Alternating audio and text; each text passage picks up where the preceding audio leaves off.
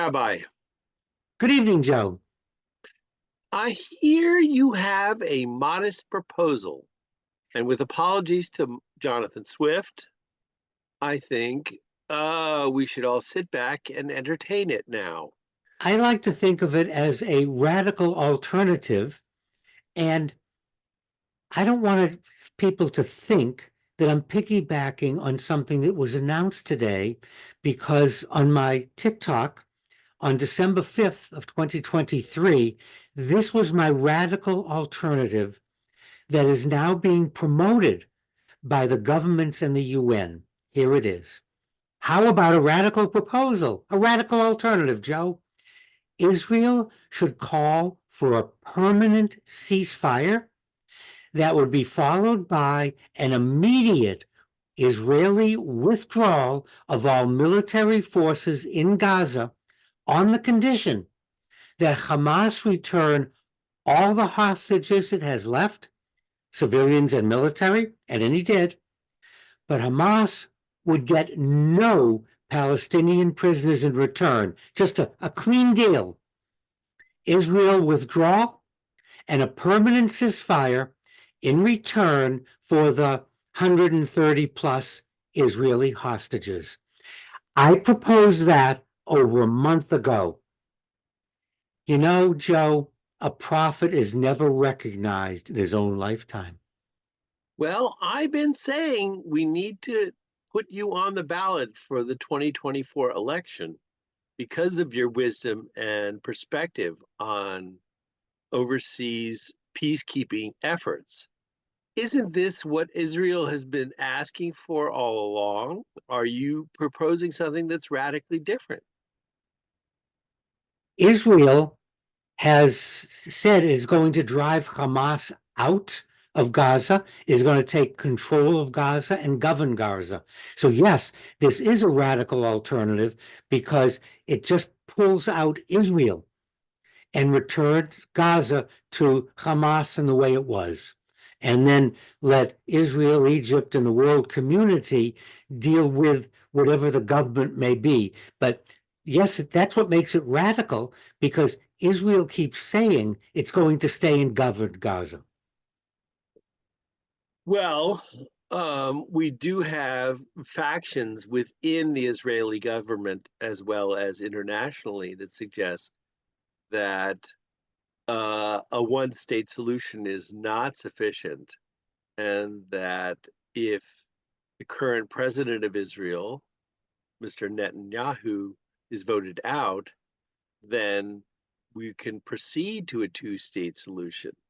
Do you think that's something that could logically happen, or do you think that's Well, not something that's going to fit into your solution? no, this has nothing to do with the two states. Netanyahu as prime minister should be voted out. And as I've said over and over again, you cannot have two states when one state exists to destroy the other state. So I'm for a two-state solution, like Mexico, the United States, Canada, each recognizes the sovereignty of the other.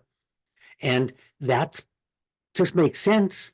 So two-state solution doesn't come with any prerequisites of any kind. It just makes perfect sense that a Palestine that recognizes Israel's right to exist, and Israel recognizing a Palestine. But as long as Netanyahu is prime minister, this will not and cannot happen. The first thing is for him to be voted out.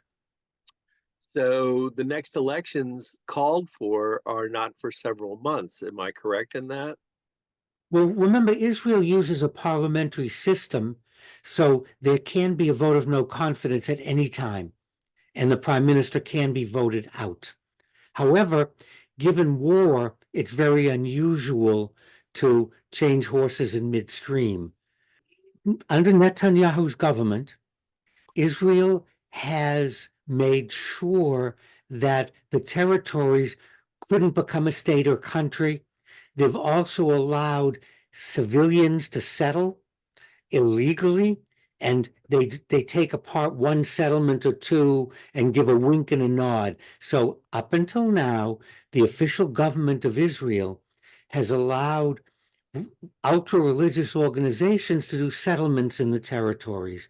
And that's just complicating this process and making sure that there wouldn't be a two-state solution.